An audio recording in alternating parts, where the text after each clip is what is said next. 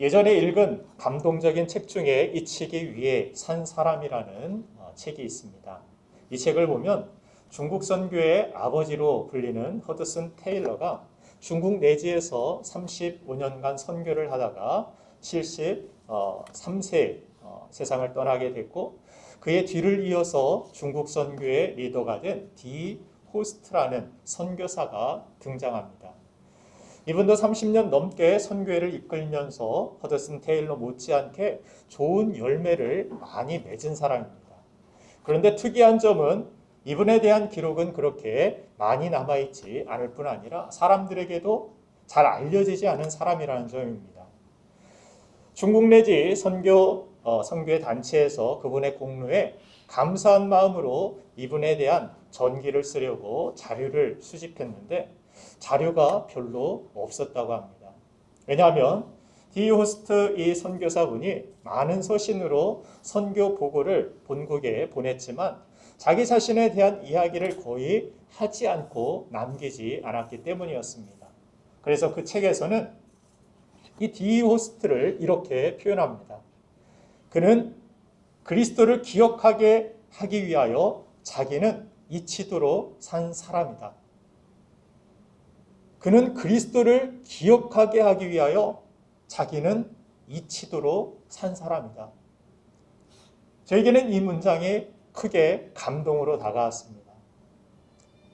나는 나의 주가 되시는 예수님을 믿으며 산다고 말하는데 과연 내 삶의 목표, 내 신앙의 목적이 주님을 드러내길 원하고 있는지 아니면 내가 드러내길 원하고 있는지 내 자신을 돌아보게 한 그러한 구절이었습니다. 정말 우리가 이 세상에서 디 호스트처럼 자신을 낮추어서 잊혀지길 원하는 삶을 살길 원한다라면, 오직 주님만을 내 삶에서 드러내길 소망하며 산다라면, 한때 비방을 받았던 사도 바울이 자신을 비방하던 무리에 대하여 아무렇지도 않게 그 비방을 넘겨버리고 끝까지 주의 사명을 충성스럽게 흔들림 없이 감당했던 것처럼 오직 복음이 전해지는 것 외에는 그렇게 싸울 일도 욕심낼 일도 없을 것 같다라는 생각을 하게 되었습니다. 이처럼 오늘 성경은 베드로나 야고보나 요한처럼 그렇게 크게 내세울 만한 삶의 발자취의 흔적이 성경에는 드러나게 기록되고 있지는 않지만 그러기에 끝까지 주님만을 드러내고 끝까지 주님만을 찬송한 한 사람을 성경이 소개하고 있습니다. 오늘 본문엔 그의 이름을 가룟인이 아닌 유다라고 기록하고 있습니다. 예수님을 팔아먹은 유다가 아니라는 것을 강조하고 있는 것입니다. 오늘 본문 말씀 요한복음 14장 22절 말씀을 같이 한번 읽어보겠습니다. 시작. 가룟인 아닌 유다가 이르되 주여 어찌하여 자기를 우리에게는 나타내시고 세상에는 아니하려 하시나이까. 예수님을 팔아먹은 유다가 아니라는 것을 성경은 구분지어서 강조하고 있는 것입니다. 사실 누가복음에는 야고보의 아들 유다라는 이러한 이름 외에도 두 개의 이름이 더 있음을 성경은 기록하고 있습니다.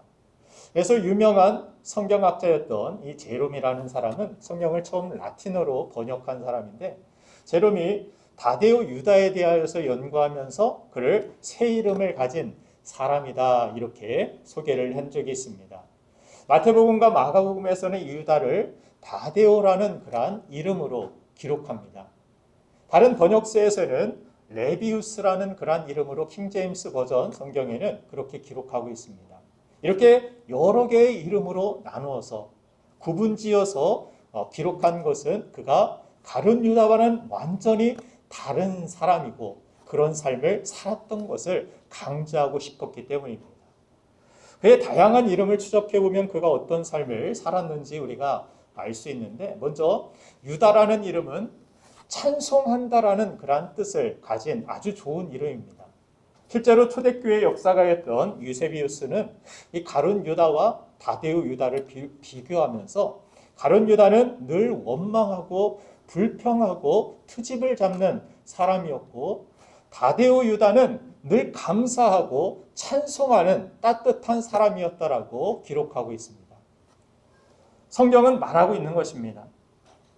원망 불평이 많은 사람은 결국 가룟 유다와 같은 그런 길을 걷지만, 찬송하는 인생은 가룟이 아닌 유다의 길을 걷는다라고 우리에게 이야기하는 것입니다.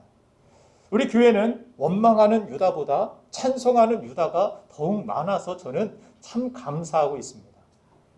그래서 정말 좋은 교회라고 저는 믿습니다. 그런 교회가 정말 좋은 교회라고 저는 믿습니다. 우리 교회는 뭐 주차장도 없어서 주변을 차를 몰고 멀리에서 이렇게 오신 분들이 빙글빙글 도시는 모습, 제가 차량 운행하고 가끔 차를 몰고 이렇게 오다 보면은 그렇게 주차장을 찾아서 먹이를 찾는 하이에나처럼 오늘은 이곳, 내일은 저곳, 여기가 없으면 저곳에 있을까? 여기저기 이렇게 방황하는 이러한 차량들의 모습을 이렇게 볼 때가 있습니다. 저는 목사로서 그런 미안한 마음이 때로 있습니다. 그런데 그분들에게 차대기 어려우셨죠? 이렇게 물으면 어떤 불평이나 원망이나 이런 말들을 하시지 않고 오히려 한 바퀴 돌면서 못 보던 다른 것도 보게 되었고, 또 이렇게 한 바퀴 두 바퀴 돌면서 눈치도 더 늘어나서 사회생활도 직장생활도 오히려 잘할 수 있는 능력도 생기게 되었다라고 그렇게 우스갯소리로 넘기지만, 마음은 미안하지만 그러나 그렇게 말씀해 주시니까 얼마나 위로가 되고 감사한지 모릅니다. 우리 교회는 또 엘리베이터가 없죠. 엘리베이터가 없으니까 어린 아이들을 이렇게 안고 짐까지 막 들고 계단을 오르시는 우리 어머니, 우리 아버지들, 또 어르신들이 또 무릎이 불편하시고 몸이 불편하시고 그런 가운데서도 한 걸음 한 걸음 계단을 올라가시는 모습을 보면 마음이 좀 아플 때가 있습니다. 힘드시죠? 어려우시죠? 이렇게 말씀을 드리면 오히려 괜찮다고, 수명이 연장되고 좋다고 운동이 되어서 그렇게 이야기해 주시는 그러한 분들이 계셔서 얼마나 기쁜지 모릅니다. 유아실 1층 3층에서 예배를 드릴 때 전쟁터와 같죠. 지금도 보니까 하나님 말씀을 온전히 막 들으려 하는 그러한 모습 가운데 오히려 목사가 감동이 되기도 하고, 다른 분들이 그렇게 전쟁터와 같은 곳에서도 하나님의 은혜를 사모하는 이러한 모습들 가운데 도전을 받기도 하고 위로를 받기도 한다라는 그러한 이야기를 듣습니다.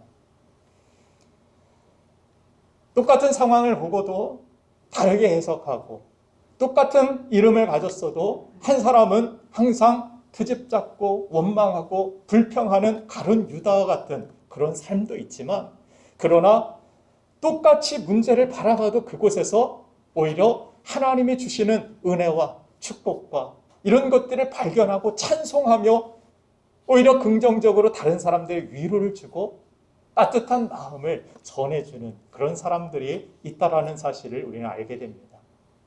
저와 여러분들은 어떤 길을 걷고 있습니까? 어떤 삶을 살고 있습니까?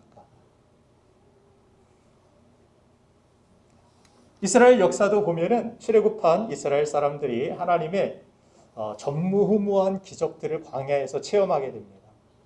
그래서 광야에 내가 서 있다고 그것은 절망의 자리가 아니라 오히려 하나님의 기적을 더 많이, 하나님의 응답을 더 많이, 하나님을 더 가까이 보게 되는 그곳이라고 여러분들에게 자주 말씀을 드립니다. 그런데 이스라엘 백성들은 안타깝게도 이 광야를 체험하면서 계속해서 무엇을 합니까? 원망하고 불평하고 이것이 없고 저것이 없고 없는 것만 바라보고, 하나님이 계시는데 그 계신 가장 큰 우주 만물의 주인이신 모든 것들의 보고가 되시는 하나님을 바라보지 못한 채 원망하고 1세대가 원망대로 죽겠다 하니까 광야에서 그냥 죽어버리는, 약속의 땅에 들어가 보지도 못하고 그 문턱에서 죽는 안타까움을 성경은 기록하고 있습니다. 반대로 찬송하는 그러한 인생에는 하나님을 신뢰하고 하나님을 계산에 넣고 그 모든 어려운 상황 속에도 하나님이 계시니까 오히려 저들은 밥입니다. 이 문제는 나에게 문제가 아닙니다. 그 문제를 딛고 오히려 찬송하고 일어나는 인생들은 하나님의 기적을 보게 되고 영광을 보게 되는 것을 성경은 우리에게 말씀해 주고 있습니다. 어떤 것이 축복된 인생을 사는 것인지를 분명히 우리에게 보여주시는 것입니다. 찬송은 그래서 단순한 어떤 노래나 연주가 아닙니다. 찬송은 무엇입니까? 하나님을 인정하고 하나님을 높여드리는 우리의 믿음의 고백이기 때문에 하나님의 임재와 역사가 찬송 중에 나타나는 것입니다. 우리 성가대도 그런 믿음으로 찬송하세요. 아멘. 여러분들이 찬송을 부를 때에도 이것은 내 취향이 아니야 뭐 이렇게 생각하지 마시고 이 찬송을 통하여 하나님이 영광을 받으실 거예요. 그래서 최선을 다해서 그 음은 비록 내가 따라가지 못하고 틀릴 수도 있고 내 취향에 맞지 않을 수도 있지만 그것은 그저 노래가 아니라 나의 믿음의 고백이라는 사실을 인정하고 찬송 드릴 때 그 찬송을 받으신 하나님, 그 믿음을 받으신 하나님이 놀라운 기적과 역사와 평강을 여러분들에게 허락하여 주시리라 믿습니다. 그렇게 하나님의 임재와 역사가 찬송하는 인생 가운데 나타남을 성경은 우리에게 밝히 보여주면서 다데오 유다는 정말 이름값 제대로 한 인생을 살았다라고 성경은 기록하고 싶은 것입니다. 유다 찬송하는 인생, 그가 그와 같은 인생을 살았노라고. 자, 우리 교회도 뭐 찬양, 찬송이라는 그러한 이름을 가진 자매들이 있지 않습니까? 둘 다 뭐 음악적으로도 하나님 앞에 찬송을 드리고 첼로도 하고 플룻도 하고 성가대 그러한 사역도 하면서 이름값을 제대로 하고 사는 그러한 모습들을 봅니다. 근데 그런 이름을 가지고 만약 뭐 하나님 앞에 영광을 돌리기보다 하나님을 떠나 오히려 맨날 노래방에서만 찬송을 하고 찬송이 아니라 노래를 하고 그런 인생을 산다면 참 안타깝지 않겠습니까? 그런 의미에서 이름값을 제대로 하고 산다라는 거 참 중요하다라고 생각합니다. 그런 발을정 가운데 중 저는 이름이 별로 마음에 안 들었어요. 제 이름 발음하기도 좀 힘들고 이응이 2개 들어가니까 제가 이름을 할 때 지금까지도 계속 제 이름을 많은 분들이 정준으로 이렇게 쓰셔서 가운데 중입니다. 맨날 이걸 설명해 줘야 되는 그런 불편함이 있습니다. 그래서 부모님께도 왜 이렇게 이름을 지었습니까? 그러니 좀 머뭇거리는 게 큰 의미는 없었던 것 같다라는 그런 느낌을 받았는데 저는 좋게 해석을 하려고 어떻게든 바른 가운데 바른 중에서도 그 가운데 중심에 서 있으라고 그런 의미로 그렇게 설명을 들었고 제가 그렇게 살려고 또 제 이름을 그렇게 생각을 하고 있습니다. 그래서 이름값을 하는 것이 얼마나 중요한지 우리 자신이 그리스도인, 크리스찬이라 이렇게 불려지고 또 우리가 스스로 그렇게 나는 기독교인입니다. 크리스찬입니다. 이렇게 고백을 하기도 합니다. 이 이름값을 제대로 하기 위해서는 그리스도인은 내가 아니라 정말 다데오처럼 주님을 드러내고 주님을 높여드리고 주님을 찬송하는 그런 삶이 나타나는 삶을 살아야 된다는 것을 우리는 알아야 합니다. 또 교회 안에서도 불리는 직분자 이름처럼 정말 직분에 맞는 헌신의 삶이 있어야 그 이름값, 그 직분값을 제대로 하는 삶이라고 저는 생각을 합니다. 그런 의미에서 우리 옆 사람이 그렇게 고백해 볼까요? 우리 이름값 제대로 하고 삽시다. 우리의 이름값 제대로 하고 삽시다. 아멘. 그리스도인으로서 그리스도를 나타내고 그리스도의 영광을 높여드리며 그리스도를 찬송하는 그런 인생을 우리가 살기를 소망해야 하는 것입니다. 또 그의 이름을 보면은 다데오라는 그러한 이름이 있는데 다데오는 칭찬하는 자, 칭찬하는 그러한 따뜻한 마음을 가진 사람. 또 레비우스라는 그러한 이름이 바로 자신이 뜨거운 그러한 마음을 가진 사람이라는 뜻입니다. 마음이 따뜻한 사람이 칭찬도 잘하리라 이렇게 생각이 되는데, 마음이 따뜻하면서 칭찬하는 사람 하면은 여러분들 주변에 누가 생각나십니까? 아무도 생각나지 않습니까? 자신만 생각납니까? 그렇다면 그것도 잘 사시는 인생이라고 생각됩니다. 여러분들 잘 살고 계십니다. 칭찬하고 따뜻하는 마음을 가진 사람, 내가 생각난다면 여러분들 잘 살고 있는 것입니다. 여러분들 또한 그렇게 살아가시기를 간절히 소망합니다. 아멘. 부디 그런 인생을 우리는 살아야 합니다. 가정과 직장과 우리 교회 안에서 이런 사람들이 넘쳐나면 얼마나 좋겠습니까? 항상 가는 곳마다 찬송하고 서로 칭찬하고 따뜻한 그러한 가슴으로 서로를 안아주고 보듬어주고 이해해주고 용서해주고 용납하는, 천국이 그런 곳이 아닙니까? 주님이 우리를 용서하셔서 우리를 영접해 주시고 받아주시고 이해해 주시고 우리를 보듬어 주시고 새롭게 세워주시고, 주님 앞에 못한 것이 더욱더 우리가 많지만 잘한 것 믿음 하나, 겨자씨 같은 그 믿음 하나 보시고 우리를 칭찬하시고 하나님의 자녀라고 인정해 주시고 보듬어 주시는 그 주님, 그곳이 천국 아닙니까? 그렇게 살아가는 곳이 이 교회, 여러분들의 가정, 여러분들이 사는 그곳에 천국이 임하는 놀라운 축복이 되리라 저는 생각을 합니다.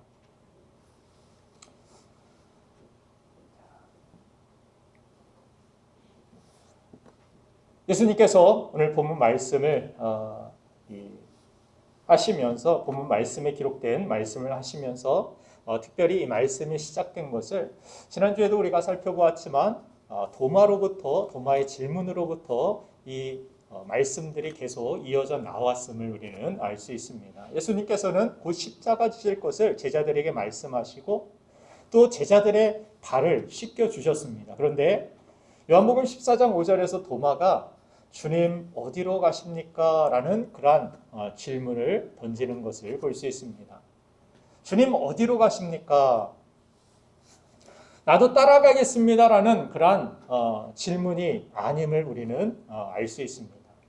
도마의 이 말을 충청도 버전으로 바꿔서 우리 다시 한번 물어보면, 우리 그렇게 이야기하죠.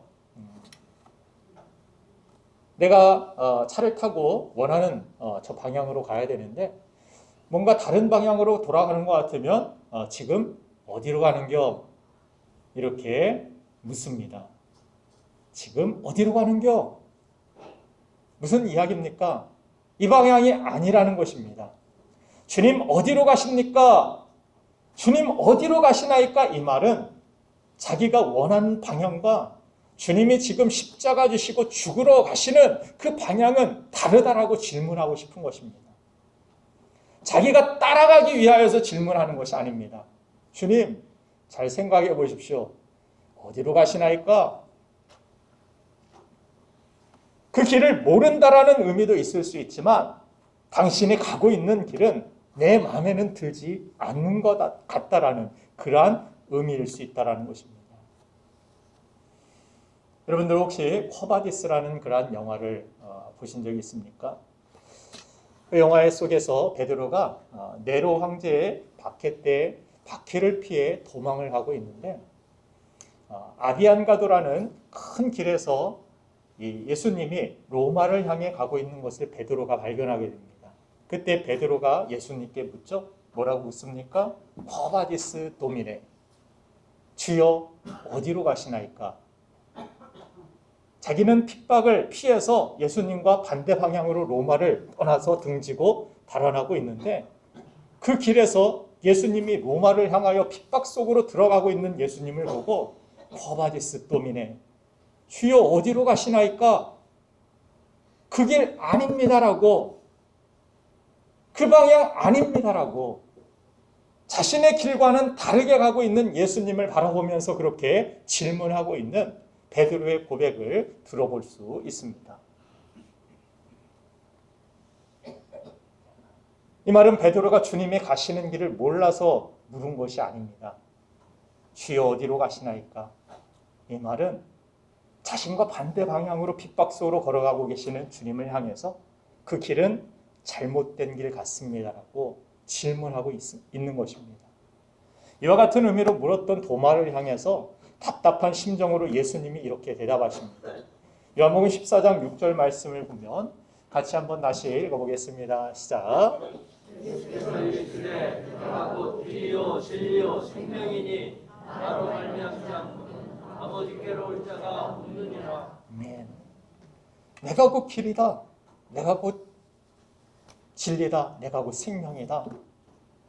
너희도 나를 따라와야 된다. 내가 가는 길로 너희들도 따라와야 된다라고 주님은 말씀하고 계신 것입니다. 어디로 가십니까? 다시 한번 주님은 십자가의 길에 대하여서 설명하고 계신 것입니다.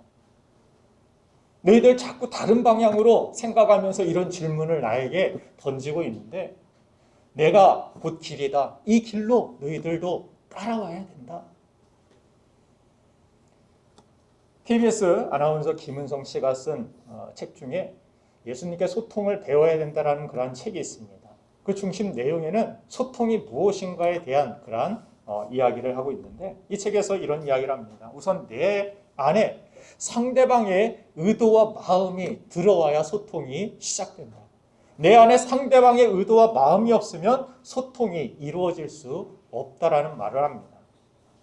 지금 사회가 소통이라는 말을 정치인에서 여러 경제에서 여러 분야에서 사용하고 있는데 진정 그 사람을 이해하려는 마음이 없으면 소통이 일어나지 않는다라는 그런 이야기를 합니다. 3년을 따라다녔던 이 제자들과 예수님의 대화를 들여다보면 어떻습니까? 소통이 잘 되지 않는 것을 보게 됩니다.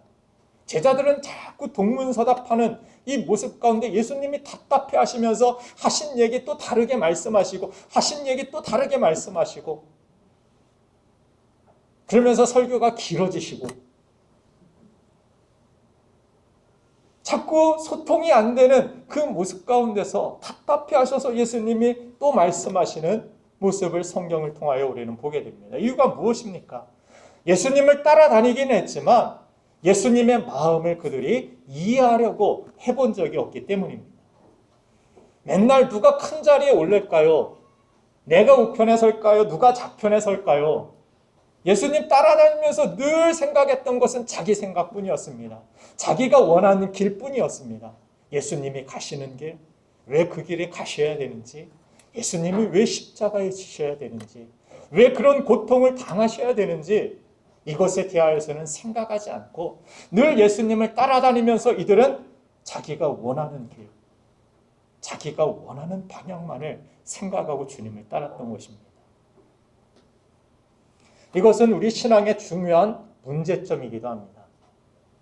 우리가 정말 예수님을 구주로 믿는다고 말하지만 우리 모습은 주님의 모습과는 너무나도 다른 모습을 자주 발견하게 됩니다. 마치 주여 어디로 가시나이까 이렇게 주님께 물으며 주님이 가시는 길과는 정반대로 내가 원하는 길로만 나아가고 있는 우리 자신을 볼 때가 많이 있습니다. 왜 이런 일이 일어나는 것일까요? 비서처럼 일하라는 그런 책에 보니까 삼성의 이 비서 출신으로 사장 자리까지 오른 분의 이야기인데 자신이 사장이 자리에 오르게 된 이유를 이렇게 설명합니다. 자신의 회사에 문제가 있을 때 다른 사람들이 회사를 욕하고 사장을 욕하고 리더를 욕하는 그 모습 가운데서 자신은 비서로서 사장의 고충이 얼마나 큰지를 곁에서 잘 보았기 때문에 오히려 그 사람들에게 그런 쓸데없는 소리 하지 말라고. 이런 상황들이 있고 이런 아픔들이 있고 우리가 남 모르는 그런 고충들이 많이 있는데 그렇게 쉽게 이야기하지 말라고 사장 편에 서서 회사 편에 서서 오히려 이야기를 해주었다고 합니다. 그러면서 이야기하는 것이 부장의 마음을 읽을 때 그 사람은 부장이 될 수 있고 과장의 마음을 읽을 때 그 사람이 과장이 되고 사장의 마음을 읽을 때 그 사람이 비로소 사장이 된다라는 그러한 이야기를 합니다. 오늘 우리들에게 문제가 이런 것입니다. 주님을 믿는데 주님의 마음을 알지 못하고 알고 싶어 하지 않는다라는 것입니다. 여러분은 지금까지 신앙생활을 하면서 얼마나 주님의 마음을 헤아려 보려고 하셨습니까? 나를 향한 주님의 마음이 어떤 것인지. 성경을 읽을 때에도 여러분들이 빨리 깨달으려면 주님의 마음을 가지고 성경을 읽으면 참 빨리 깨달음이 있고 큰 감동과 은혜가 그 안에 있음을 우리는 발견할 것입니다. 그저 글자로 읽으면은 무슨 말이야 뭐 이게 과거 역사 같죠. 그러나 주님의 마음, 우리를 향한 그 마음이 무엇일까를 헤아리려고 하는, 나를 향한 주님의 마음이 무엇인데 이런 말씀을 주시는 것입니까? 그런 생각을 가지고 성경을 읽을 때 하나님의 큰 은혜와 감동이 그 안에 담겨 있는 것을 발견하게 될 것입니다. 제가 목회를 하면서 문득문득 기도할 때 성령께서 주시는 생각이 그런 것입니다.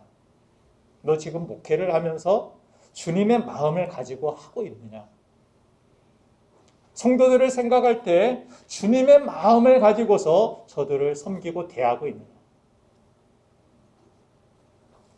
너 설교할 때 주님의 마음을 가지고 설교하고 있느냐? 이런 질문을 성령께서 저에게 감동으로 주실 때가 많이 있습니다. 그러면서 생각하게 됩니다. 내 안에 주님의 마음이 있는지, 아니면 내가 목사니까 목회자라는 그런 타이틀 때문에 이 일을 하고 있는지, 저들을 대하고 있는지,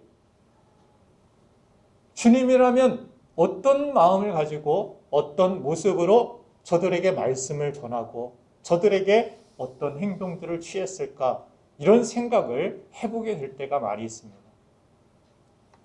그래서 이 설교를 준비하면서도 계속해서 찬송이 되는 그런 찬송의 가사도 주님 마음 내게 주소서. 이 설교를 준비하면서도 그냥 기도 오직 하나, 주님의 마음을 가지고 설교하게 해주십시오. 주님의 마음을 가지고 했을 때 거기에는 큰 은혜와 내가 베풀고 섬긴 것 같은데 그 안에서 오히려 힘들지 않고 제가 오히려 감사하고 감동이 되고 너무나도 기쁘고 그들의 마음을 품고 나아가는 것, 그것이 얼마나 제 자신에게도 축복인지를 깨달을 때가 많이 있습니다. 특별히 우리 청년들 바라볼 때 앞으로의 그러한 진로를 위하여서 기도하고 또 갈등하고 고민하고 준비하는 이러한 모습들을 바라보면서 저는 참 그래요. 제 자녀와 같은 그런 마음을 하나님께서 품게 하실 때가 많이 있습니다. 얼마나 힘들지, 얼마나 어려울지.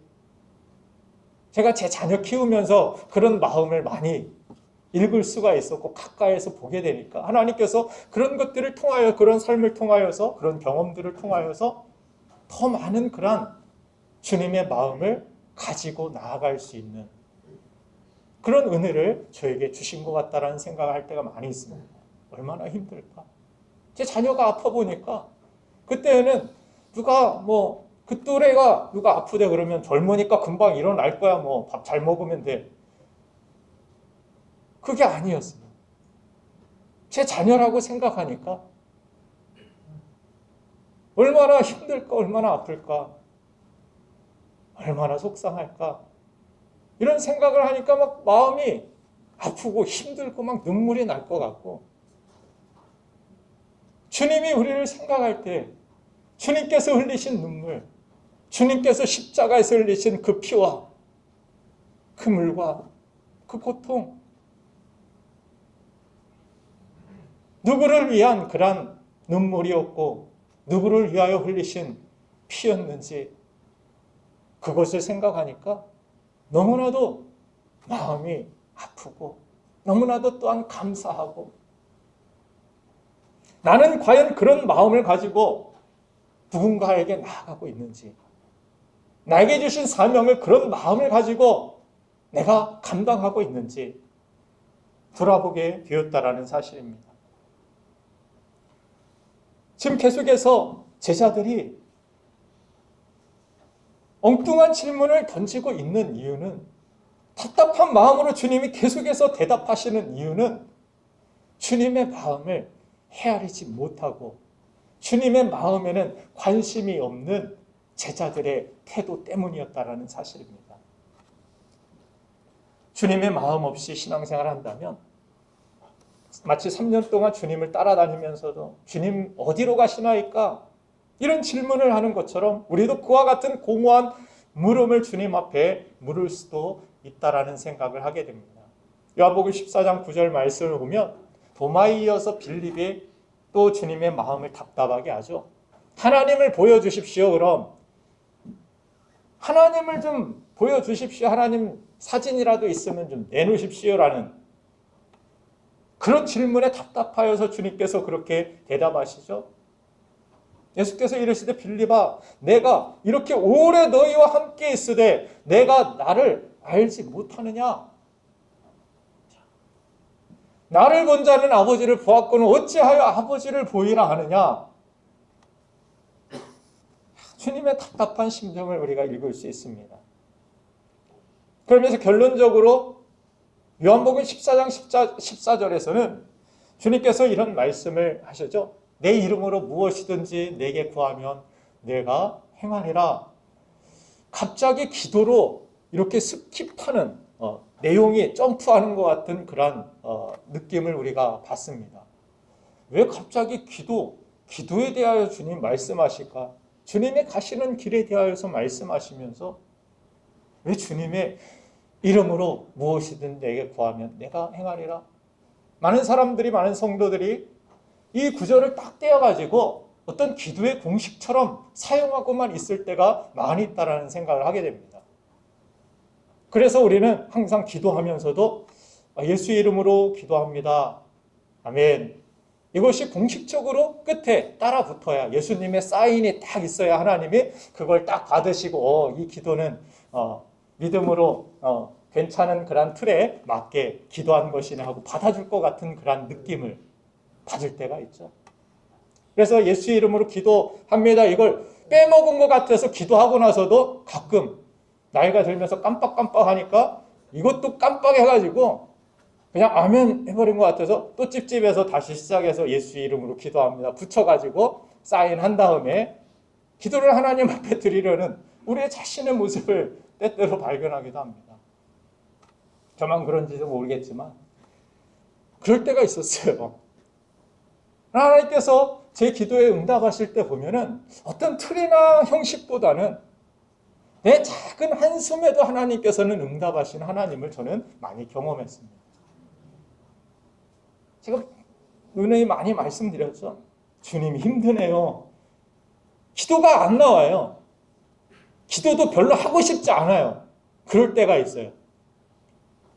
삶이 너무 힘들고 삶의 무게가 너무 힘들어서 기도조차도 그냥 제대로 할 수도 없고 하고 싶은 마음도 잘 들지 않은 그러한 때 그냥 주님 힘들어요. 이게 그냥 한숨같이 나올 때가 있었어요. 그런데 주님께서는 내가 특별한 며칠 작정 기도를 한 것도 아닌데 놀랍게 제 삶을 인도하시고 형통으로 하나님께서 풀어가시는 하나님을 경험케 하실 때가 정말 많이 있었습니다. 그래서 저는 기도를 무슨 틀에 맞고 이런 거 저는 그게 중요하다고 생각하지 않습니다. 주님과 1대1로 나아가는 그런 모습. 주님의 마음을 헤아리고 내 마음을 헤아리시는 그 주님 앞에 내 모든 것들을 내어놓고 아래는 그것이 중요한 것이라는 사실. 이것이 기도의 초점이라는 사실을 우리는 알아야 된다는 것입니다.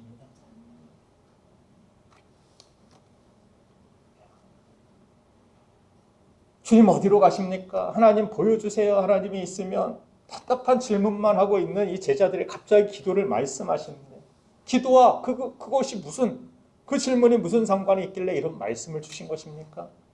그 전까지 유대인들의 기도는 또한 우리 크리스찬들의 대부분의 기도는 보이지 않는 어떤 익명성을 가진 그러한 기도를 합니다. 무슨 말이냐면 이런 말과 같은 것입니다. 내가 어떻게 그 사람 면전에 대고서 그런 이야기를 해. 그리고 그 사람이 없는 다른 곳에서 이야기를 하는 것입니다. 어떤 소통이 이루어지지 않는 거예요.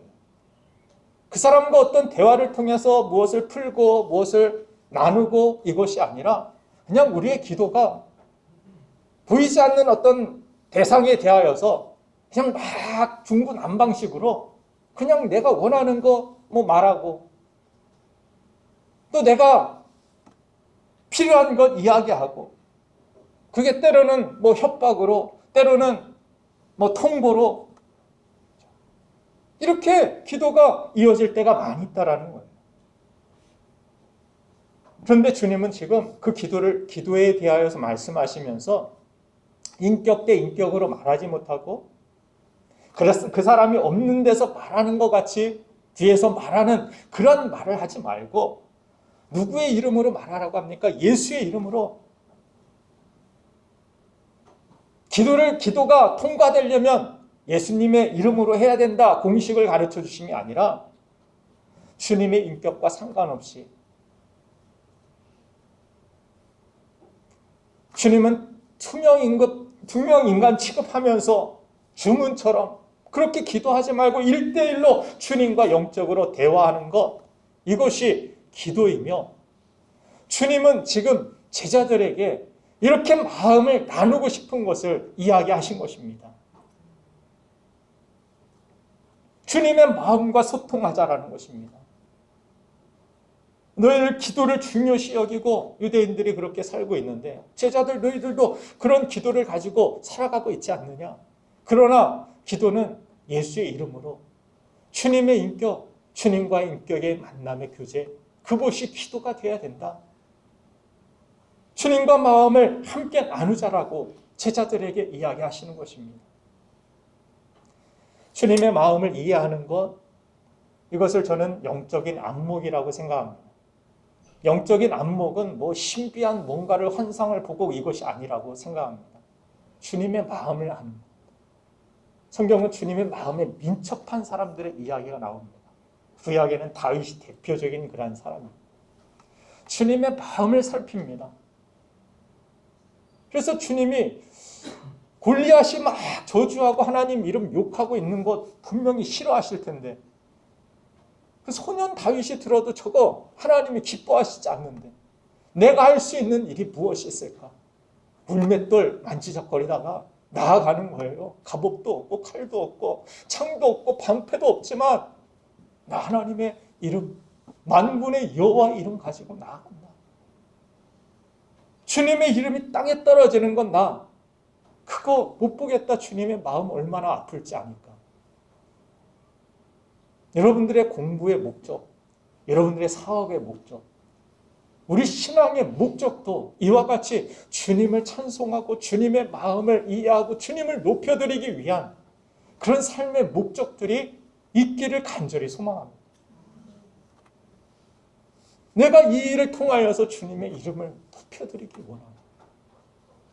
내 이름은 지워지고 내 공로는 지워질 수 있지만 주님의 이름이 드러날 수 있다라면, 주님의 이름이 높임받을 수 있다라면 그런 마음을 가지고 사업해 보세요. 그런 마음을 가지고 공부해 보세요.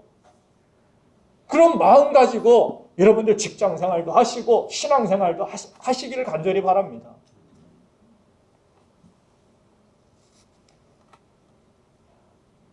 제자들이 계속 답답한 소리만 하고 있을 때 이 다데오 유다가 주님의 마음을 바라보며 영적인 마음을, 영적인 안목을 가지고 저는 이런 이야기를 했다고 생각합니다. 요한복음 14장 22절 본문 말씀 아까 같이 읽었지만 다시 한번 읽어보면 같이 읽겠습니다. 다시 시작. 가룟 아닌 유다가 이르되 주여 어찌하여 자기를 우리에게는 나타내시고 세상에는 아니하려 하시나이까. 당신이 길이요 진리요 생명이라면 모든 사람이 그 사실을 알고 당신을 따르는 것이 마땅하지 않겠습니까? 라는 의미에서 선교적인 마인드로 다른 많은 사람들도 이 길을, 생명의 길을, 진리의 길을 따르는 것이 옳지 않겠습니까? 많은 사람들에게 이것이 나타나길 원합니다. 이런 마음을, 따뜻한 마음을 가진 다데오가 품고 말한 것임을 보게 됩니다. 이것은 주님의 마음이기도 했습니다. 이 복음을 통하여 모든 사람이 구원받기를 원하는 것, 가데오는 분명히 주님의 마음을 읽었고 알며 이 질문을 주님 앞에 드린 것입니다. 그러면서 23절, 24절에서 그렇게 주님이 유다의 질문에 대하여서 대답을 하십니다. 같이 차례로 읽겠습니다. 시작. 예수께서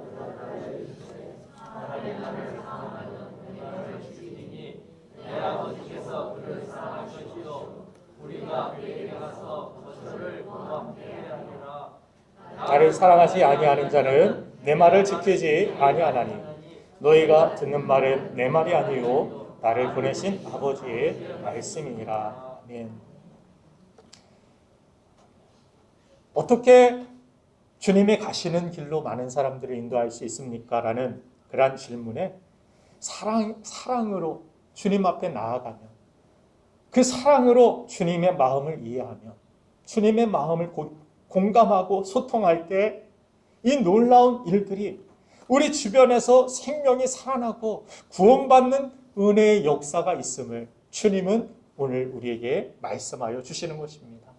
사랑하면 주님의 마음을 알 수 있고 사랑하면 주님의 길을 따라 동행할 수 있게 된다. 우리는 주님의 마음보단 주님의 손에 들린 선물 꾸러미에만 관심을 가질 때가 얼마나 많은지요. 예전에 제 아버님이 미국에 자주 이렇게 왕래하실 때 미국의 큰아버지 분이 사셨기 때문에 거기에 다녀오시면 저는 너무 좋았습니다. 오실 때 가방을 이렇게 제가 뒤져보면 초콜릿도 있고 한국에서는 보지 못했던 여러 가지 그런 영어가 써인 이런 것들이 발견되면서 이거 다 내 것처럼 그렇게 그 선물만을 골라가서 제 방으로 갔던 기쁨으로 제 방으로 들어갔던 제 모습을 기억해 봅니다. 그래서 아버지가 오실 때 제가 보았던 것은 아버지의 얼굴이 아니었습니다. 아버지가 들고 있는 가방이었습니다. 그 안에는 무엇이 있을까? 그 안에 내 것이 내가 가져갈 수 있는 그것이 무엇이 있을까? 이것만 관심이 있었습니다. 아버지가 오셔서 저는 기쁘게 한우승을 지르고 아버지를 환영했지만 실제로는 아버지를 환영한 것이 아닙니다. 지금 돌아가셔서 모르지만 죄송합니다. 네. 저는 아버지를 환영한 것이 아니라 가방을 환영했던 것입니다. 가방에 대하여서 그 선물에 대하여서 환호를 한 것입니다. 내가 취할 것이 내가 가져갈 것이 얼마나 많이 있을까? 이 기대를 가지고서 나아갔던 것입니다. 그런 제 모습을 보시고 좋아하시고 머리를 쓰다듬어 주셨던 아버지의 모습이 있는데 그런데 제게 속으셨던 것입니다. 한 번은 제가 중학교 때쯤 미국에 가실 때 그런 부탁을 했어요. 그때부터 제가 막 팝송을 좋아하기 시작해서 한글로 막 가사를 막 이제 받아 적으면서 팝송을 따라 부르고 그랬던 적이 있습니다. 뭐 마이클 잭슨 노래를 막 하다가 또 뉴키즈 온 더 블록이라는 그런 그룹이 나왔어요. 한참 인기가 있었는데 그때 그 테이프가 물론 한국에서도 팔지만 미국에서 파는 테이프는 뭔가 더 다를 것 같아서 부탁을 드렸습니다. 오실 때 뉴키즈 온 더 블록 이 테이프를 꼭 사다 주세요. 했는데 뭐 아버지께서 이 사촌 형이 그 노래는 기독교적으로 별로 좋지 않습니다라고 그렇게 이야기해서 안 사오셨다라는 거예요. 제가 처음에는 막 기뻐했는데 그 가방에 들어있을 줄 알고 막상 가방을 풀러보는데 없습니다. 찾아보아도 내가 원하는 것이 없습니다. 점점 제 얼굴은 썩어지기 시작하고 속상한 가운데서 제 방으로 그냥 화가 나서 들어가 버렸어요. 문을 닫고 확 들어가 버렸는데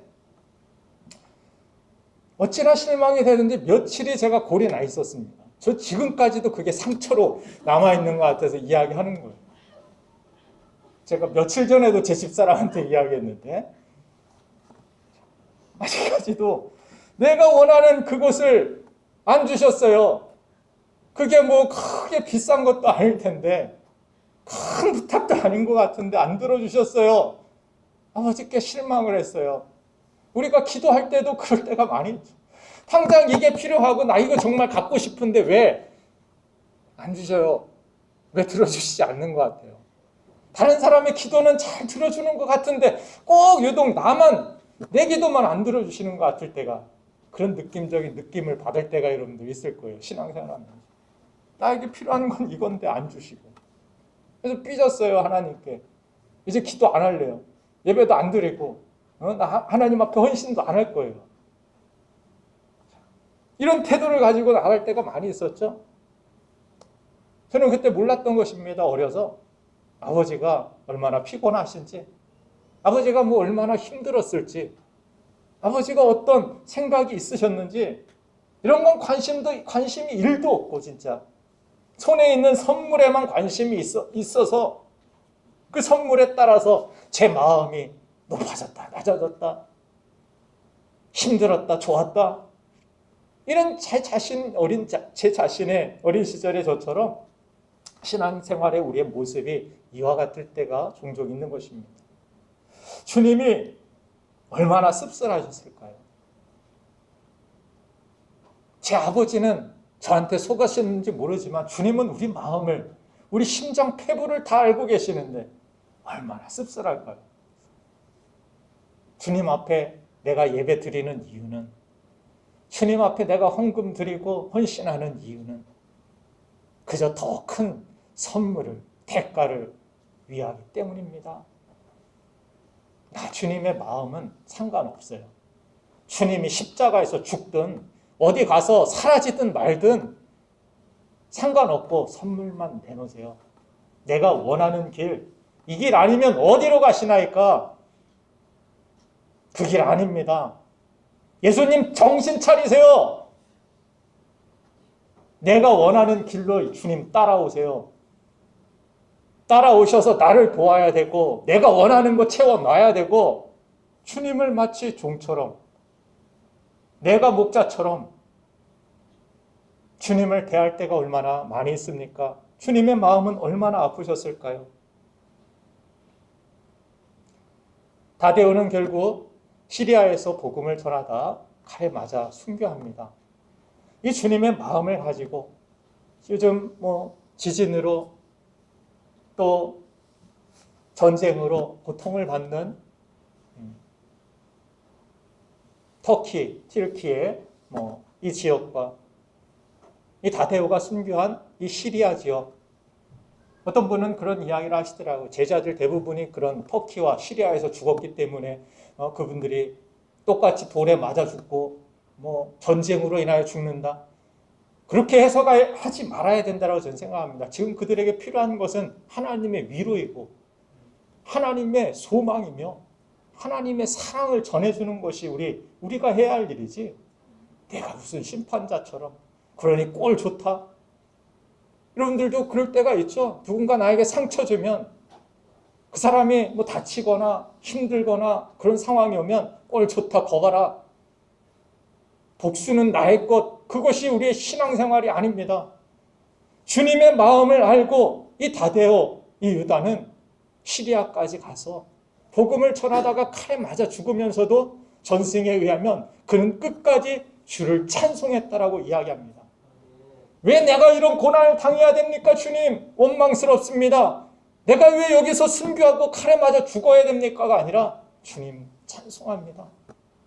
내가 죽는 이 순간까지도 나를 사랑하여 주시니 그 주님의 마음을 가지고 주님 앞에 나아간다.